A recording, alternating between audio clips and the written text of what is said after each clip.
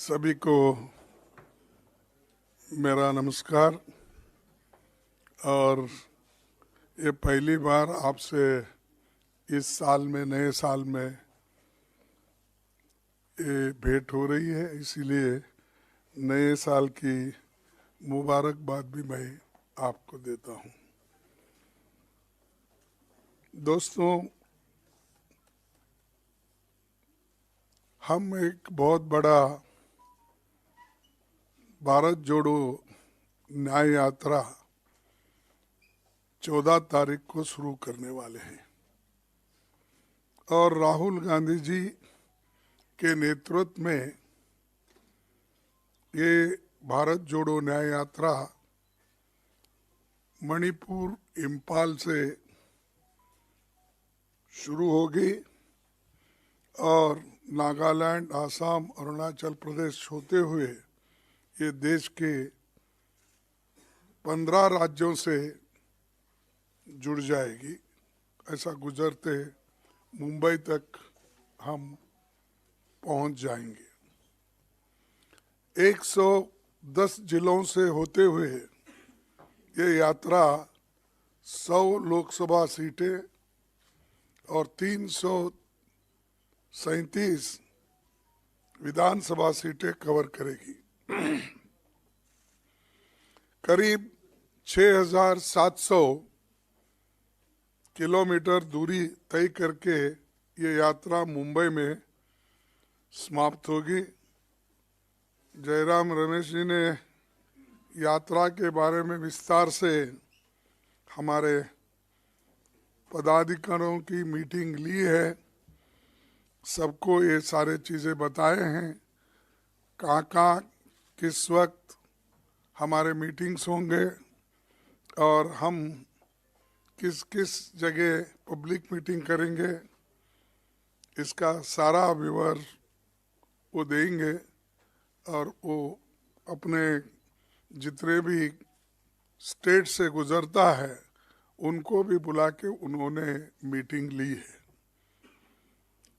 भारत जोड़ो न्याय यात्रा देश के सामाजिक, आर्थिक और राजनीतिक तीनों विषयों, देश के बुनियादी मुद्दों पर हम ये यात्रा निकाल रहे हैं। मई महीने से मणिपुर में मणिपुर में दुर्भाग्यपूर्ण घटना घटी और घटती रही, पर रात दिन मोदी जी कभी समंदर में वहाँ पर जाके या स्विमिंग करने का दिखाते हैं फोटो सेशन, कभी अभी कंस्ट्रक्शन हो रहा है मंदिरों का, वहाँ पर जाके वहाँ फोटो निकाल लेते हैं, कभी केरला में निकाल लेते हैं, कभी बम्बई में निकाल लेते हैं। हर जगह जाकर नए नए ये अपने वस्त्र पहन के हर जगह से फोटो रोज आप तो देखते रहे होंगे, आप भी तंग आए होंगे, भाई कितने बार इतनी सूरत देखना। फिर भी वो सूरत बताने का वो नहीं छोड़ते और आप लोग उसकी पिक्चर पकड़ना भी नहीं छोड़ते। तो ऐसा आज लोगों को ये हो गया कि भाई क्या है, कोई एक भगवान का दर्शन के जैसा रोज उठते ही उन्हीं का। लेकिन ये महापुरुष मणिपुर क्यों नहीं गए, जहां लोग मर रहे हैं, जहां महिलाओं को रेप किया जा रहा है, जहां लोग ठंडी में मर रहे हैं, वहां उनकी हाल चाल पूछने के लिए वो जा रहे नहीं। क्यों? क्या वो देश का हिस्सा नहीं है? आप लक्षद्वीप में जाके पानी में ठहरते हो, क्या आप मणिपुर जाकर लोगों को समझा नहीं सकते? आप पूरी सत्ता आपके पास है, आप तो यही कहते हैं मेरे को इस भारत देश में मैं अकेला ही ऐसा हूँ, मेरे को कोई अपोजिशन भी रोक नहीं सकता। यही उनकी बात है। मैं तो नहीं, पार्लियामेंट में उन्होंने कहा एक मोदी बस सारे अपोजिशन को, उन्होंने ही कहा, मैं नहीं कहा।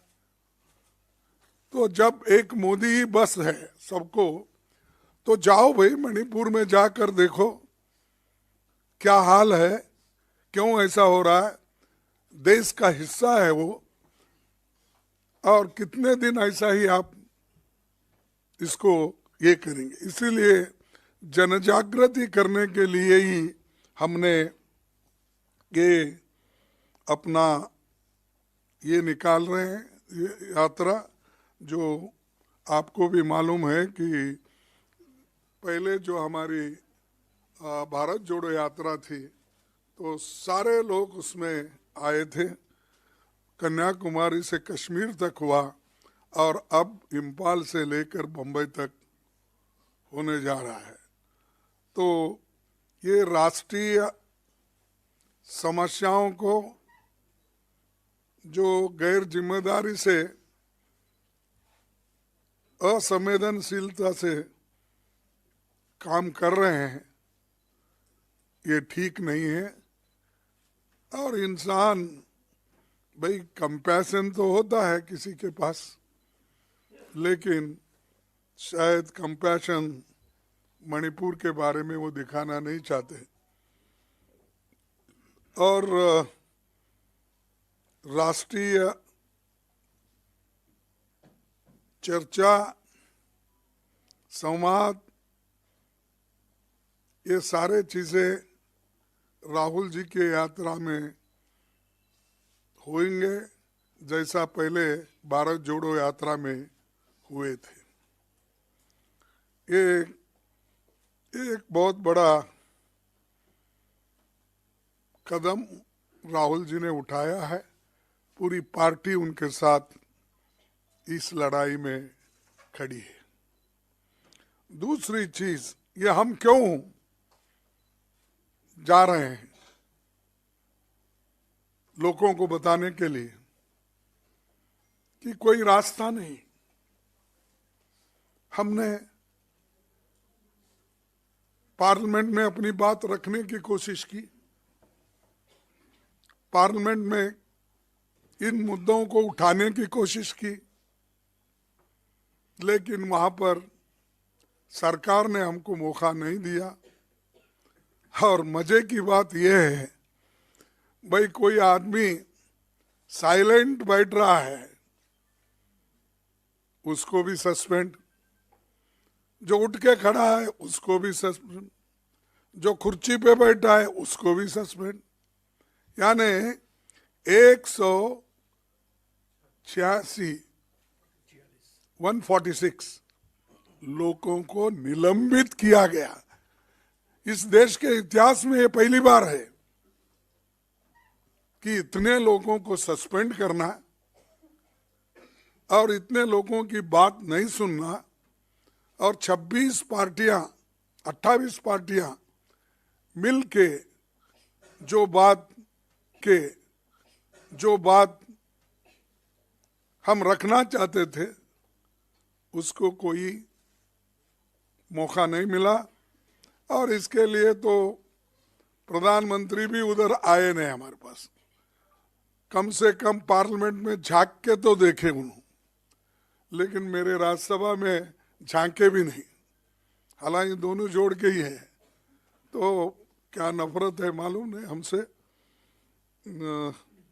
लेकिन उन्होंने इसके बारे में सरकार कोई अपनी गहरी चिंता व्यक्त भी नहीं की, और जाने वाले जाने दो, सस्पेंड करो, उन्होंने कर दिया और सेशन खत्म हो गया। इसीलिए अब हम लोगों को ये बताने भी जा रहे हैं, और जो एनजीओस हैं, जर्नलिस्ट है, किसान है, छोटे मोटे व्यापारी है, दलित है, और पिछड़े हुए वर्ग के लोग हैं, और इंटेलेक्चुअल्स है, और जो ट्राइबल सेक्शन, ये सब लोग जुड़ जाते हैं रास्ते में और मिलते हैं। एक एक पॉइंट पे हमारी जो स्पीच होगी, जो बात होगी, वहाँ भी हम बताएंगे और लोगों की तकलीफ भी सुनेंगे, क्योंकि सिर्फ ये हमारी बात कहने के लिए नहीं, दूसरों की बात सुनने के लिए भी ये प्लेटफॉर्म यूज किया जाएगा। और ये जो है हमने शुरू किया है, एक बहुत अच्छी बात है और आपका भी कोऑपरेशन ज़रूरी है।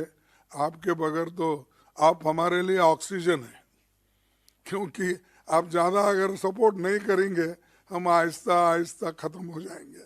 इसीलिए मैं चाहता हूँ कि आपकी भी जो सपोर्ट है, ऑक्सीजन है, वो देते रहेंगे और डेमोक्रेसी को जिंदा रखने के लिए, संविधान को जिंदा रखने के लिए ये ज़रूरी है। और संविधान ठीक है तो आपका भी फ्रीडम ऑफ स्पीच, एक्सप्रेशन, ये सब टीवी गीवी चलेगा, लिखना पढ़ना चलेगा, नहीं तो आपको भी आहिस्ता आहिस्ता से मुंह बंद कर देंगे। फिर बाद में सिर्फ मुंह बंद करके सिर्फ लिखना पड़ेगा, वो भी फिर बाद में हाथ भी आपको बंद करवाएंगे, पेन भी। तो ये मेरे सबके लिए एक ये है, तो आप इस पर ध्यान लीजिए। और जो क्रिमिनल एक्ट उन्होंने पास किया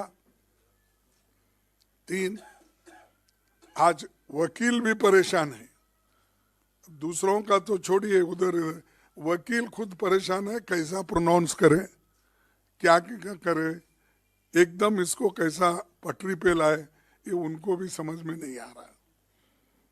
लेकिन और एक, इसके पहले तो किसानों के बिल लाए, फिर वापस लिए, और लेबर्स का हाल पूछो मत। मैं अच्छा जानता हूं कि लेबर के लिए तो इस सरकार में कोई जगह नहीं है। प्रोविडेंट फंड कोई पुराने लोगों के नाम से वो एनरोलमेंट कराते हैं, इतने एम्प्लॉयमेंट हमने दिया है। ईएसआई की वही हालत है। और जो पहले कानून थे, रूल्स रेगुलेशन, हर चीज बोनस, उसमें कोई उनको इंटरेस्ट नहीं है। जो आजादी के पहले बने हुए कानून लेबर के थे वो भी निकाल लिए। कॉन्स्टिट्यूंट असेंबली से पहले जब डॉक्टर बाबा साहब अम्बेडकर तो वाइसरायज इसमें एग्जीक्यूटिव मेंबर थे लेबर डिपार्टमेंट के, उन्होंने बनाए सो कानून भी अब इन्होंने निकाल दिया। आजादी के बाद जो आए थे वो भी निकाल दिया। तो आखिर में क्या हमारे एम्प्लॉयज को बॉन्डेड लेबर करना चाहते हैं? और इन लेबर, चाहे वो कोई भी हो, आप हो, कोई भी हो, इतना डरा के रखने के लिए और मालिक के कंट्रोल में रखने के लिए अगर ये चीज होती है, ये इससे बुरा और कुछ नहीं है। तो दोस्तों, ऐसे जो चीजें हैं, लेबर लॉज, किसान का मुद्दा, अब ट्रिब्यूनल लॉज, ये सारी चीजें ला रहे हैं कि ये एक डिक्टेटर की निशानी है। मैं यही भाषा में बोल सकता हूँ, थोड़ा सोफिस्टिकेटेड हमारे जयराम बोलते हैं तो क्योंकि मेरे उनको जरा डिफरेंस है, मैं सीधा सीधा बोलता हूँ, उन्होंने जरा मेट्रो में फिरने की आदत है, मेरे को एक्सप्रेस में, ये पैसेंजर में जाने की आदत है। और ये जो चीज़ें हमने आज आपके सामने रख रहे हैं, और यात्रा के माध्यम से अभी मैं कहा सामाजिक, आर्थिक और राजनीतिक जनता के मूल सवालों जैसे महंगाई, बेरोजगारी, किसानों के मुद्दे, मजदूरों की बुरी हालत, अमीर गरीब की बढ़ती खाई और जातिगत जनगणना आदि पर जनजागरण करने का भी ये मौका है। और हम सबसे ये बात करेंगे। और दूसरी, यात्रा के दौरान राहुल जी समाज के विभिन्न वर्गों से, विभिन्न क्षेत्रों के लोगों को, संगठनों से वो बात करेंगे, उनकी बात समझेंगे और उसका सॉल्यूशन क्या होगा नेक्स्ट, इसके लिए हमको बहुत बड़ा फायदा होगा। और कांग्रेस केडर इसे सफल बनाने के लिए पूरा जोर लगाएगा। हमने इंडिया गठबंधन के नेताओं और साथियों और विभिन्न राज्यों में कांग्रेस पार्टी से संबंधित मित्र दलों, सिविल सोसाइटी के भारत जोड़ो न्याय यात्रा में शामिल होने के लिए आमंत्रित किया है।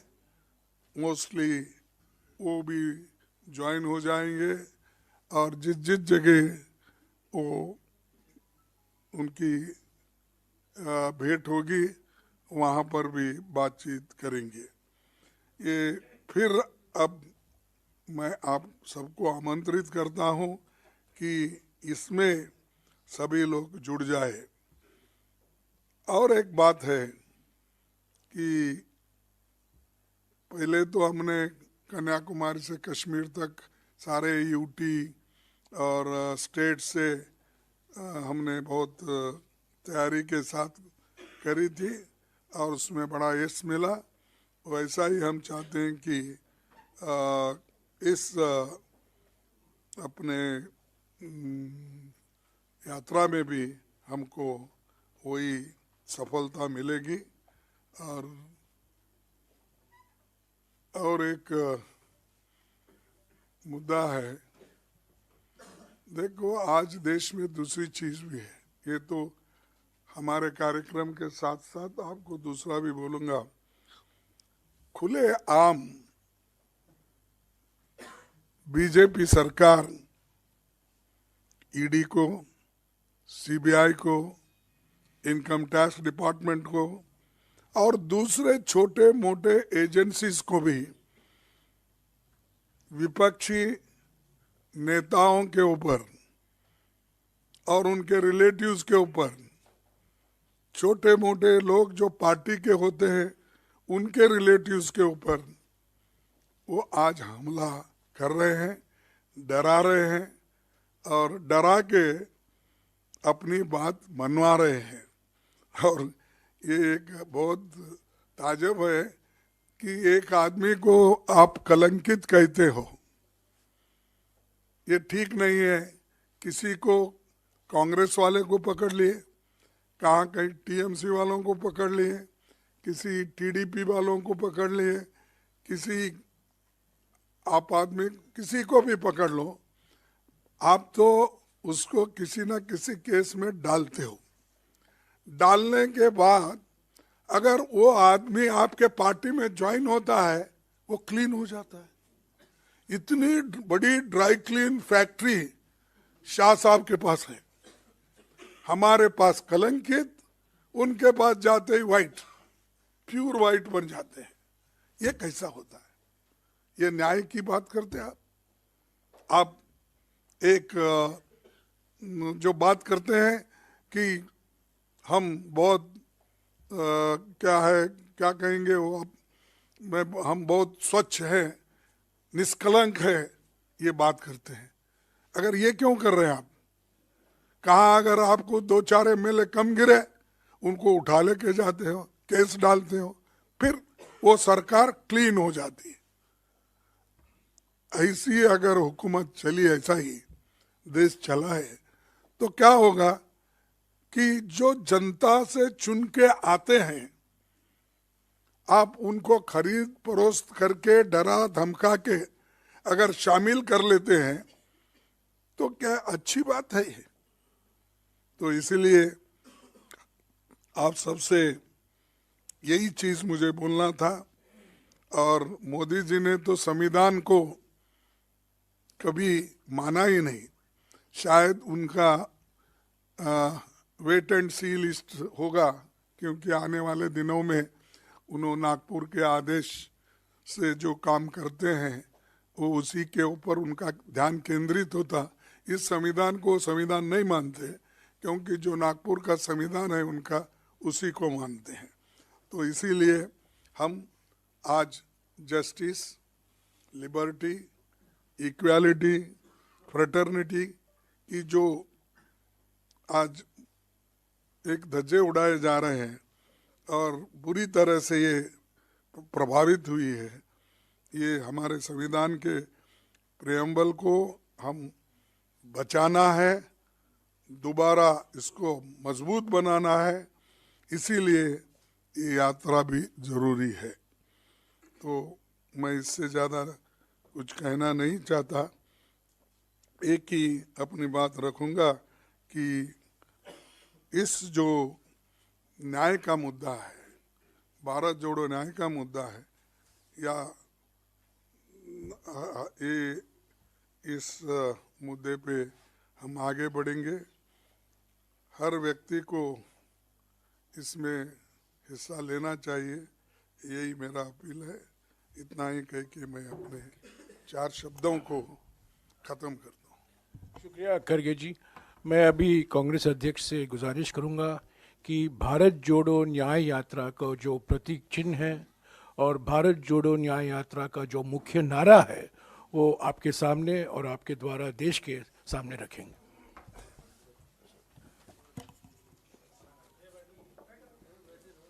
Sir please stand up sir.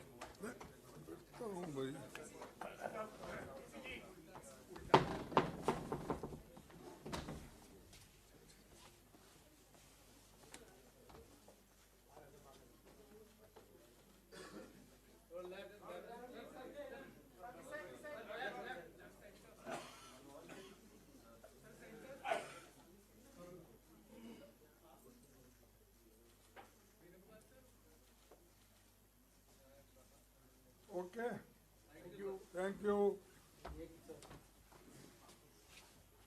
Sure, sir. You doing the teaser?